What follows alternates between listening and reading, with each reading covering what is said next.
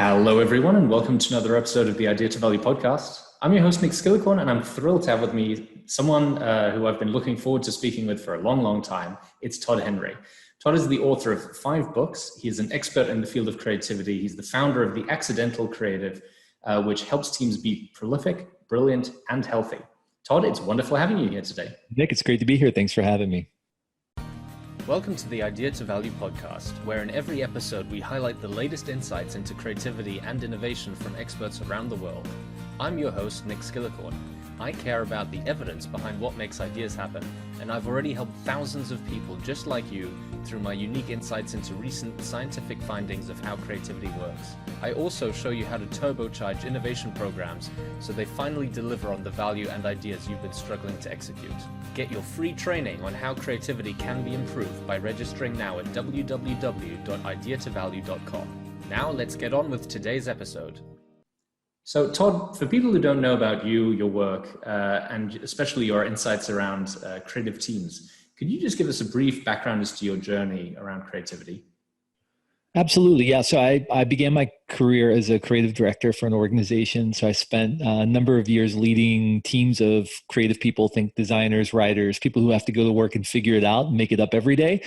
And pretty quickly realized that that's a really difficult industry to be in if you want to be able to sustain good performance over time. You know, a lot of people are leaning into their talent, and there are a lot of talented people, but talent alone will not sustain you over time. Eventually, talent will fail you if you don't have practices and rhythms to help you sustain your productivity over time. And so what I did was I went on a search to try to figure out how to help my team be prolific, brilliant, and healthy, all 3 of those at the same time, and figured out that there are a certain number of practices that especially productive creative professionals implement in their life over the course of many years that help them sustain their pace. And so that began really my process of trying to share that with the world. Back in 2005, I started a podcast called the Accidental Creative Podcast. 2005, so we're on our 15th anniversary now of the podcast, which is kind of incredible. And then a handful of years later started getting invitations to share some of what I was learning with other organizations, and was pretty quickly after that invited to write a book for Penguin Random House called The Accidental Creative. And that book did really well. And basically my entire business launched around the concepts in the book, The Accidental Creative. And so now, I guess 11 or 12 years later, here I am, and I've written 5 books, and 4, soon to be 5. The 5th is about to come out, or maybe out by the time people hear this. And I traveled the world in non-pandemic times, helping people and teams be prolific, brilliant, and healthy. And what is it that's so unique about the challenge of people in creative endeavors or creative teams that they struggle with keeping up high performance levels? Yeah, there are a couple of things. First of all, I think creative work is largely subjective. So, no matter what your opinion is as the person making something or the person leading a process, at the end of the day, your client or your stakeholder is going to determine whether it's right or wrong for whatever they're trying to do. And so you could think it's perfect, and they could come along and say, nah, it doesn't really work for me. And it's back to the drawing board. So that's a little frustrating. Secondly, there's a real opacity around the process. So people you are making things for, and again, I'm talking about designing, writing, solving problems, engineering solutions to things. I mean, really, if you have to solve problems, you're a creative. You are. And so, there's an opacity around what it takes to do that. And so people don't understand the complexity of your process as a creative pro often. They don't understand what it takes to produce what it is you do, because the solution often looks really simple, but there's a lot of complexity to get to that simplicity. And so I think that creates a lot of frustration. There's a lot of wasted energy, wasted effort, going back to the drawing board, frustrating conversations, conflict. All of these kinds of things can be a part of the creative process. And then finally, and I think, one of the things, especially as a manager of creative people, a lot of people have to deal with is just the never-ending parade of ego and insecurity that often plagues creative teams. And the reason for that is, I think because the work is so subjective, and what you make is it's not who you are, but it's certainly an expression of your worldview, right? Whatever you make, whatever problem you're solving, whatever solution you introduce to whatever problem you're solving, is an expression of how you see the world. And so a rejection of your idea can feel like a rejection of you. And the net result of that, unfortunately, is that people often have to posture. They have to position themselves and make themselves seem competent even when they're uncertain. And so as a manager, you have to deal with a lot of ego, a lot of insecurity, sometimes insecurity masquerading as ego, and really sort of navigate the complexities of helping people learn how to make things up as they go and live in that uncertainty. So the uncertainty never goes away. You just have to teach people how to live in the uncertainty. So I think those are just a couple of reasons why it's especially difficult. One thing that people sometimes say is, oh, I'm not necessarily creative because I'm not doing stereotypically creative work. I'm not writing songs or painting pictures or directing movies or writing code. Do you think that everyone has the ability to be creative? Oh, yeah, everybody is creative. I mean, that's the reality. Everyone is creative. Again, if you solve problems, you're creative. I mean, nobody goes into a conversation and suddenly can't think of a response to whatever the person asks them. I mean, the art of conversation is inherently creative. It is, because you're improvising, you're making it up as you go. If you have to figure out a new filing system for all of the data that's coming into your organization, that's a creative act. I think we often conflate creativity and art. That's the problem. So we tend to think, oh, I'm not creative because I'm not one of those people, whether those people is like a musician or a painter or a designer. But the reality is anybody who has to solve problems is creative. So engineers, incredibly creative, because engineers have to solve problems. People who program computer software, incredibly creative, because you're having to solve problems and figure things out as you go. Entrepreneurs, certainly very creative, because you're finding white space in the market and you're creating a product to fill that white space. So, I think we conflate creativity and art. We can't do that, because the reality is if you have to solve problems, you are creative. Now, I know you've written 5 books around creativity. Some of them have sort of pretty provocative titles. Titles like, well, everything from managing your day-to-day, which seems sort of very straight in line. And then you get into topics like Die Empty or Herding Tigers, based on the concept of herding cats. What's been your evolution around what you've seen as being valuable advice, not only for individuals in their creative process, but also teams having to go through a creative process together? Right. Yeah, there has been a definite evolution in the books from one to the next. The first book was The Accidental Creative, and that was really about how to position yourself to have ideas consistently day to day. So how do you build systems and practices into your life to keep you prolific, brilliant, and healthy as an individual?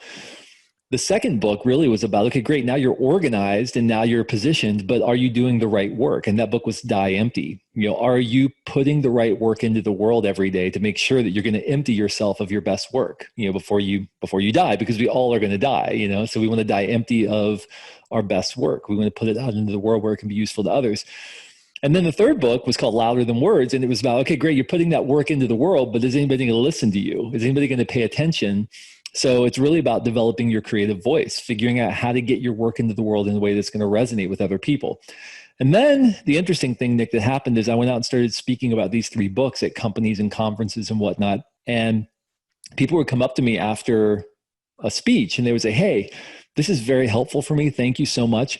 But let me tell you about my manager, and let me tell you about why this is not possible for me, right? And so I realized what the one area I had missed is introducing these concepts from a higher order level, which is the level of management. Because you can have your world together as a creative professional, but if your manager is working against you or working against the natural tendencies of creativity and collaboration, it's not going to matter. And so what I wanted to do was create a book that was really about how do you lead talented creative people effectively.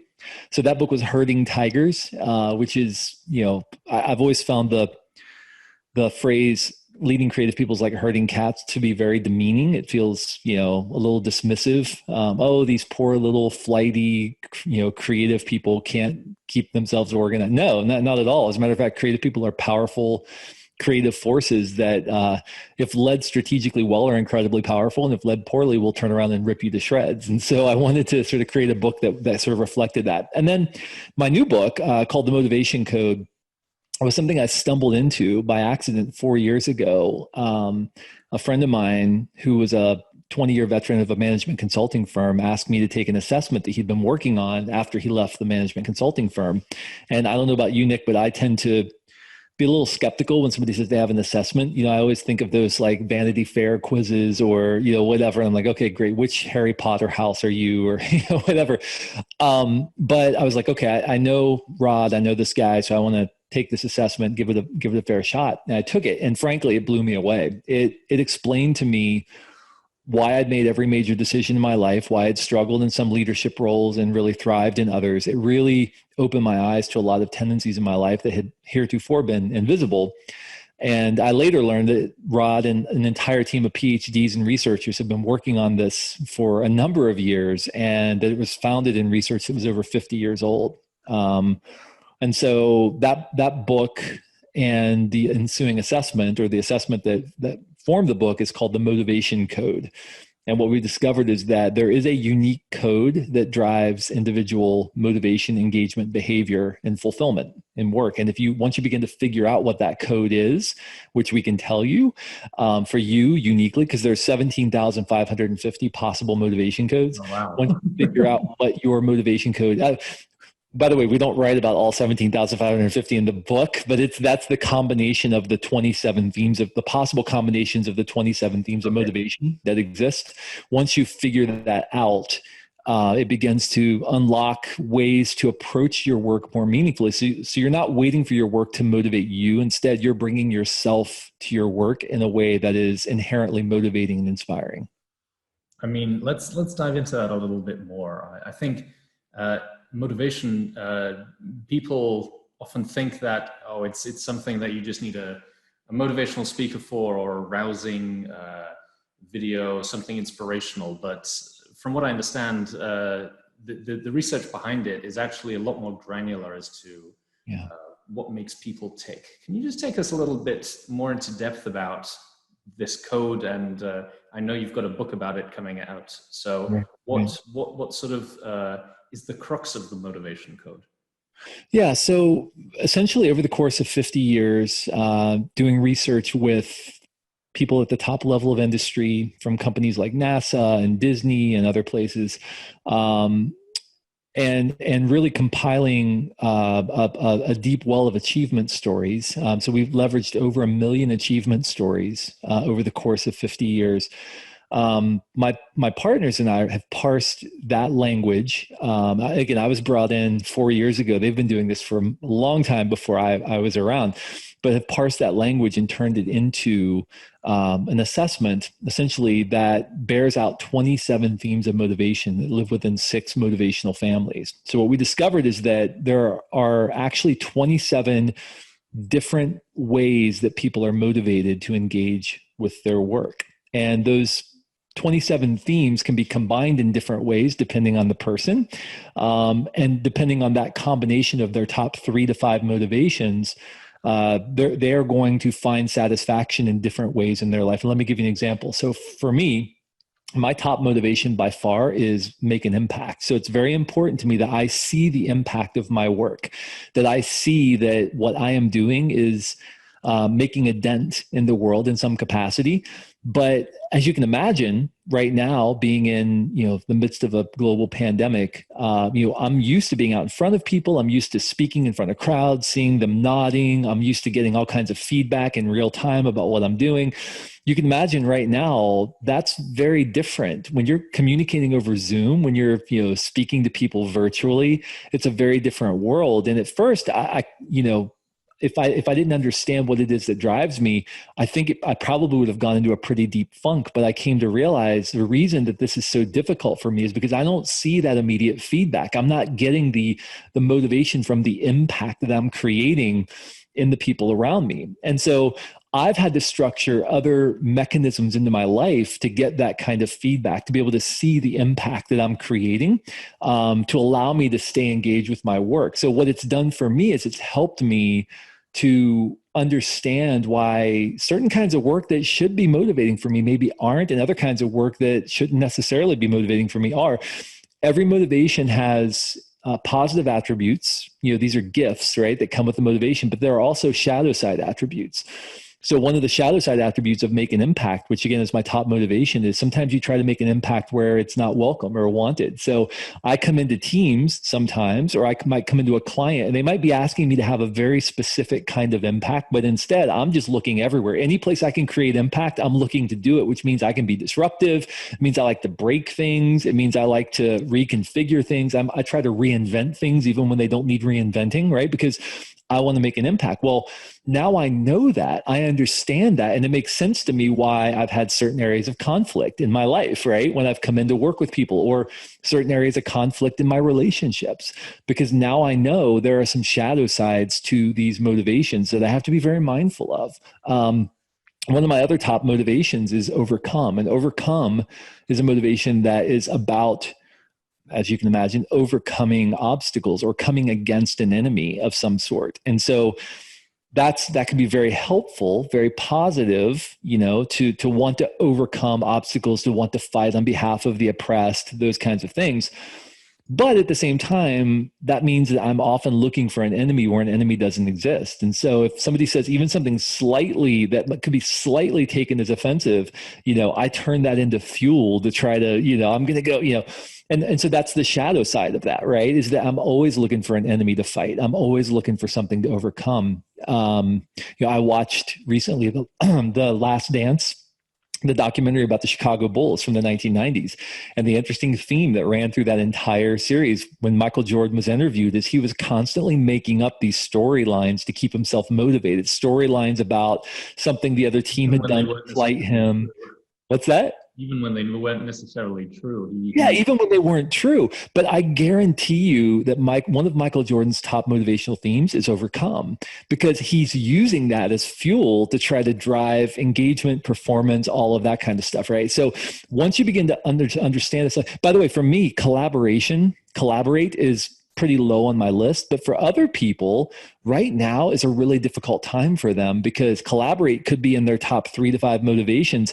And they're spending a lot of time sitting at home, looking at a screen. They're not around people. They're not working on things together. They're not, rubbing elbows with people.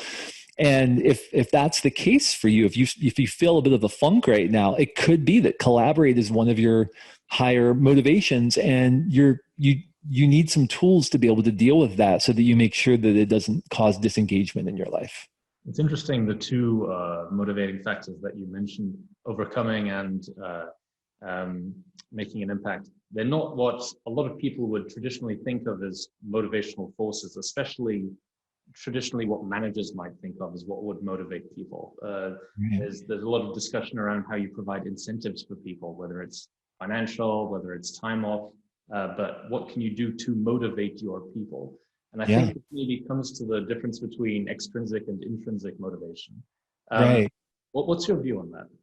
Well, so what research has shown in recent years is that, we've traditionally talked about extrinsic and intrinsic motivation, intrinsic being those sort of inner drivers that kind of fuel you, extrinsic motivation being things like pay raises, perks, words of encouragement, things that are coming from the outside as ways to motivate you. What we've discovered in recent years is that those two kinds of motivation are not discrete, that they modify one another. And so these 27 motivational themes take intrinsic and extrinsic motivation into account. So it's about how your inner driver interacts with the external world around you.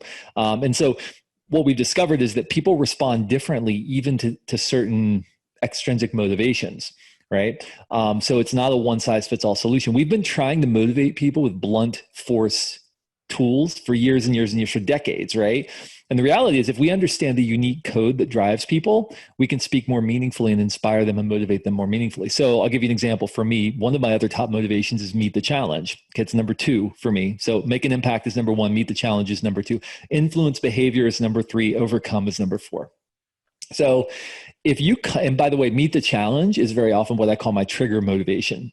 So if you come to me, Nick, and you say, Todd, I don't know if this is possible, but I'm already in. Like, I'm already there. Like, I don't care what comes after the but, I'm already there, because you've already triggered one of my core motivations, which is you've just issued me a challenge. Now, somebody else might be motivated. Let's say somebody's motivated to make it right, which means that it's important to them that standards of justice are met, that things are as they should be in the world, right? You want to go to that person, not with a challenge, because if you say, give them a challenge, they might, it's going to maybe demotivate them, may not even, but if you go to them and say, hey, there's something that's wrong and I want to see if you can make it right. They're already in before you say the next words, right? Or somebody is not being treated fairly and I want to see if you can do something about that. Absolutely. They'll stay up, till midnight, 5 nights in a row to make that happen because you're triggering their core motivation. Whereas you come to me and instead of saying that, you say, I don't know if this is possible, but, and boom, I'm in, right? Or let's say somebody is motivated to make the grade, which is somebody who wants to be, they're motivated by being a part of an ethic or part of a team that transcends their individual identity. So for that person, you might go to them and say, hey, the team really needs you too. And boom, they're in because the team needs me. I want to make the grade. I want to be part of the team. So I'm already in. Once you begin to understand that, you can speak each person's language and it completely changes everything. By the way, this works in relationships too. If my wife and I have figured out that my overcome motivation means I'm often looking for ways to argue, even though we don't need to argue. Or my wife, who's, I believe, motivated by make it right, I think sometimes is trying to tweak and perfect stuff that I don't want tweaked and perfected. It's fine. It's just an idea. I may not even do it, right? But we discovered that, and we can have more meaningful conversations now because we understand where we get our motivational energy. I think what's really fascinating me is this is, as I'm listening to you, one of the few examples, if it's true, and the fact that you say it's based on this many assessments and years of scientific rigor, I'm inclined to believe it, that it could be one of the few ways to assess differences in teams that actually allow them to perform better together. And I say that because from my background, I was also in management consulting for more than a decade. And there you use assessment tools like the Myers-Briggs assessment, and it gives people these vague differences in their drivers, like some people are a guardian and they want to sort of make people happy, or some people are drivers and they want to take the bull by the horns. And it's not really based on anything real. But what you're saying, if you learn to speak the language of the person, which actually triggers them to sort of get engaged in the task at hand, then that can have some pretty powerful results. Well, and for me, one of the qualifications for me getting involved with this at all was the practical, tactical nature of it. Because again, I'm a rubber meets the road kind of guy. I'm in organizations. I'm working with leaders.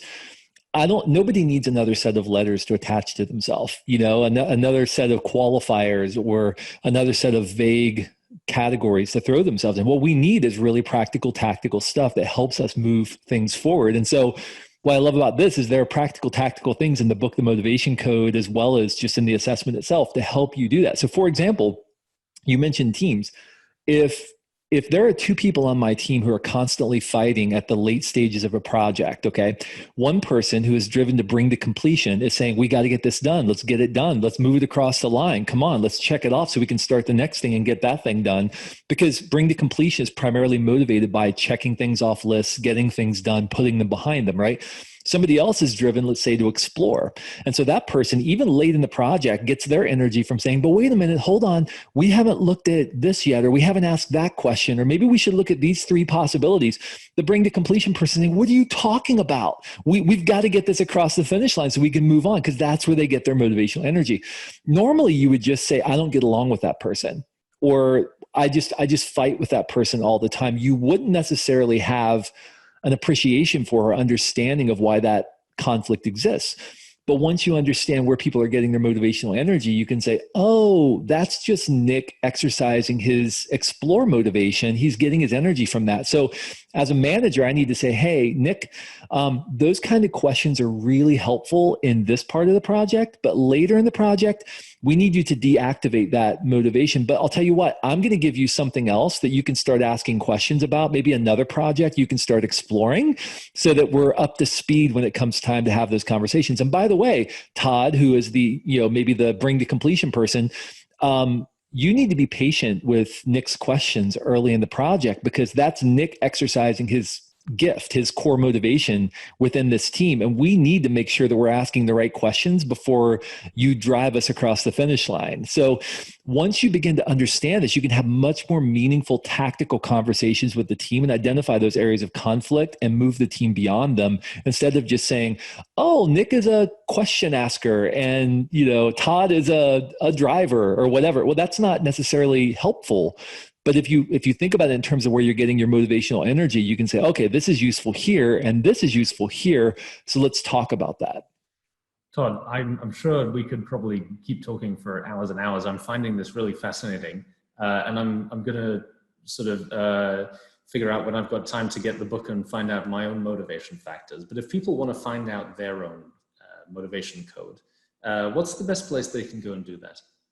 The best place is themotivationcode.com. That'll take you to the book. Motivationcode.com is the site where the assessment, the book, and everything lives. So you can go to motivationcode.com if you want to learn more about all of this, including organizational solutions and personal solutions. Themotivationcode.com will take you straight to the book and sort of explain to you how you can get it and use it in your life. And what about if people want to find out more about the rest of your work, your podcast, and all of that great stuff you've got? Yeah, so the best way to find me is at toddhenry.com. And from there, you can find me, all my other books, as well as my podcast called The Accidental Creative Podcast. Perfect. I'll make sure to get all of the links down in the description below. Todd, it's been wonderful, wonderful speaking with you. And I look forward to speaking again with you soon. You too, Nick. Thanks so much for having me on. Thank you so much for listening. If you liked it, please like, share, and subscribe, and leave me a comment about what you thought and what you'd like to see more about. If you want to take your creativity and innovation capabilities to the next level, then invest in yourself with the premium training only available at ideatovalue.com. These exclusive training modules have all been put together by me, Nick Skillicorn, and have been used by thousands of artists, innovation leaders, and CEOs to become better at understanding the source of their creativity and executing on their innovation ambitions. And there is no risk to you, as they are backed by our money-back guarantee. Now, don't forget to go out there and make your ideas a reality. See you again soon.